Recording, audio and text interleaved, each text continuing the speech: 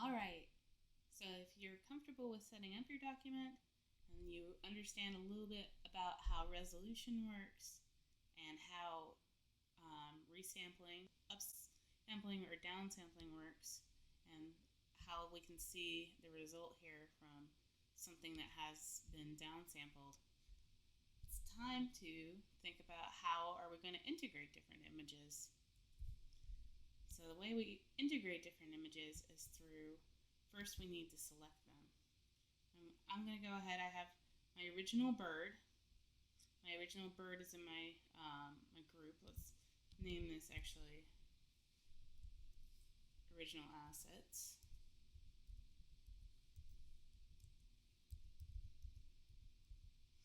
So if we have anything that's coming into this document, it will go into here. But we're actually going to select this bird and then take him somewhere else. But the first thing I like to do whenever I'm making something that I could mess up on or possibly make an error is I want to make a copy of the layer. So making a copy of that layer, it's now still within the original assets group. So I'm going to take this out of the assets group by just dragging it up above it, and I am going to toggle the assets off, and I'm going to turn it off by closing the eye.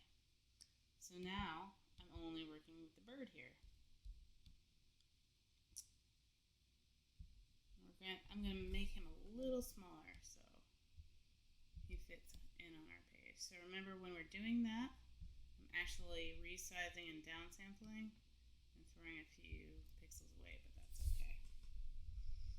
So there's a lot of ways to select and to refine different things. We are just going to go through some of the very basic selection tools that exist right now. We can go into more difficult selection tools. That's a more advanced topics, but not for now. If I look over here, I've got my positioning tool. This is what helps me position everything. These first three up here are selection tools. So if I just wanted to select just the head of the robin, and I don't mind that he's on a white background, I can go ahead and I now have this. Now, if I use my positioning tool, he's free to fly around without his head, or the head's free to fly around. Those wings are still there. Very important thing here though. If I then deselect while he's on the same layer, so I'm going to do that by doing Command D, and I turn off the background. You see I've now taken his head out, but I've also merged him with the background. This is very important. I might not want him to merge with the background, so I'm going to, another way instead of doing Control Z is to open up the history palette. And I'm going to go back to Free Transform and then step ahead to Rectangular Marquee right before my move here. And if you see how I'm open and close palettes, I just toggle them and I toggle them off. So say I want this guy on another layer, I can go to Edit, Cut, and Paste. This will give me the bird head on a new layer. It will still cut it out of the old one, but if I deselect and I go back to manipulating this layer, he isn't merged with the layer underneath. This is very, very basic selecting, and it will save a lot of frustration, especially if you spend a lot of time spinning, making a great selection and then you accidentally merge it with the background. It can get a little frustrating. So I'm opening up my history again, and let's go back to before I did the rectangular marquee. If I open this up, I've got several other marquees. I have an elliptical marquee, Single row and single column marquee are for more advanced things that we don't. It's for scanning correction, which we don't really do much anymore. And there's certain other applications for it, but that's more advanced. The elliptical marquee, though, if I want to have the bird have a halo or a, let's give them, a silhouette, a circular silhouette. Again, we make the selection, and then,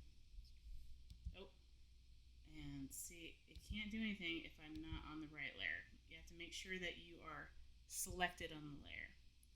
So again, this shows my selected layer, and then I'm going to do this with a keyboard shortcut this time, which is Command X, and then Command V. I now have cut and paste this. You see I now have a layer here. I can call that bird head.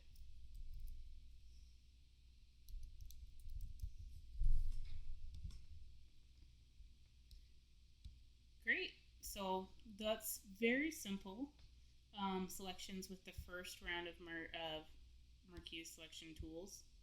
I'm going to turn the rest of these off. What if I want to cut something out of this bird head?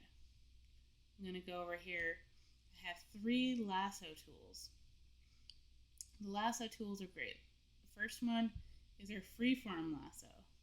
Maybe I want to make some crazy artistic statement here. And now use my positioning tool and pull it out. Again, if I deselect while it's still in the same layer, they're still selected. This checkered background, however, means that it's transparent.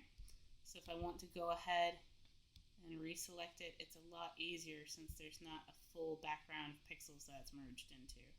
So it automatically will reselect that section. So that's one of the lasso tools. Let's move back up to this one.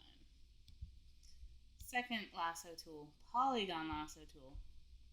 Polygon Lasso tool is what it sounds like. If I click, click, click, and just keep clicking where I want the edges of my polygon. Again, we can go in here and make some crazy interesting shape in our bird head. Anytime I am working with a tool like this, if I double click it, it will find the end. So I'm going to deselect that by doing Command D. Click, click, click, click, click. If I decide this is where I want to find the end, I double click, and you see it will automatically find the end. And then I can select and cut it out. Oh, and see it's giving me an issue because no pixels are selected. It means I need to make sure I am on the right layer that I'm selecting to take it off. If I want to make this into its own layer, again, I'm going to cut and paste it.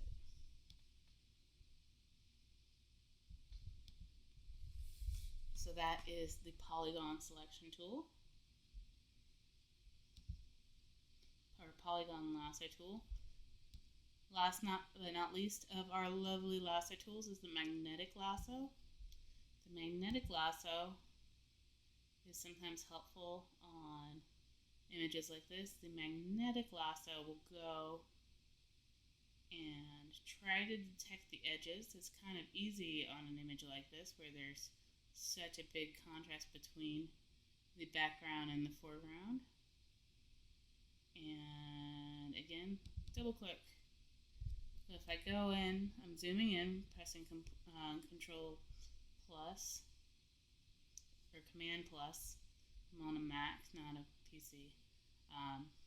And you can see there's actually a couple, it did pretty well, but there's a few places where it kind of messed up a little bit.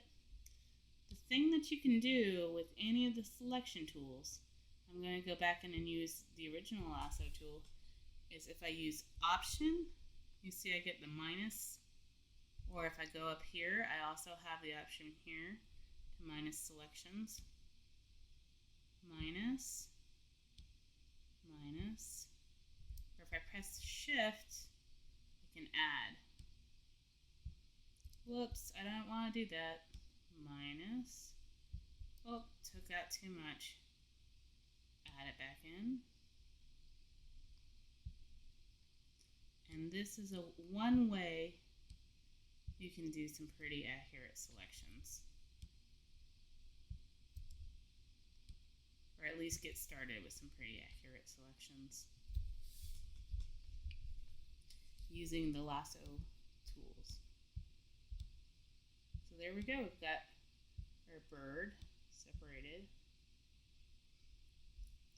from his original.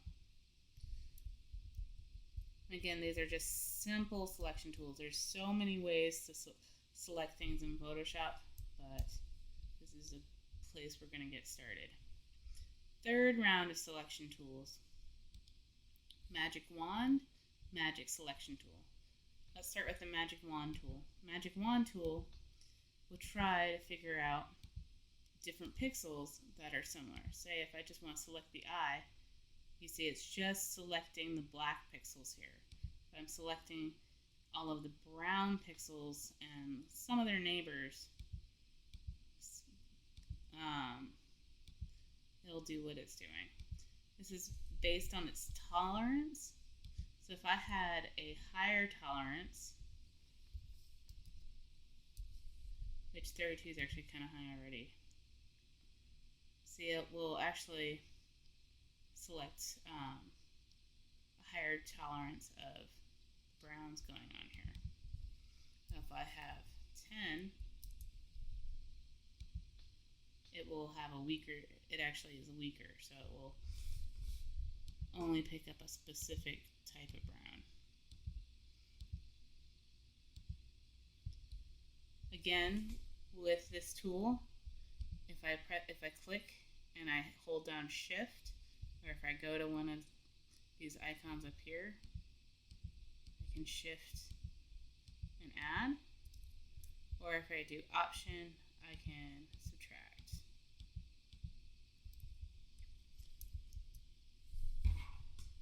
These days we also have the Quick Selection tool, which is amazing, and kind of the big brother that came along from the Magic Wand tool, and it will, if you saw that, it will try to find pixels but then spread. If it's too, it's great for, it is very well suited to selecting a bird or something that is on a solid background. If you have something more complicated, it might not be the best tool right offhand, but actually you can also adjust its tolerance by adjusting how big the brush is. So you can either adjust it up here or adjust it using the bracket keys. Bracket keys left and right. Bigger will make it a more tolerant brush. If you make it smaller, you see you can actually use it to select more refined. And then you can also go back and use any of the other selection tools.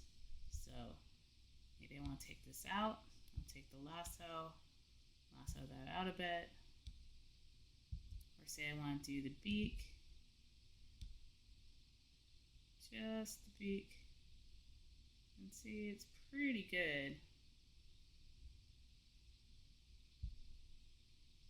But then I'd want to go back and refine it a little bit. And that is the basis of selection tools.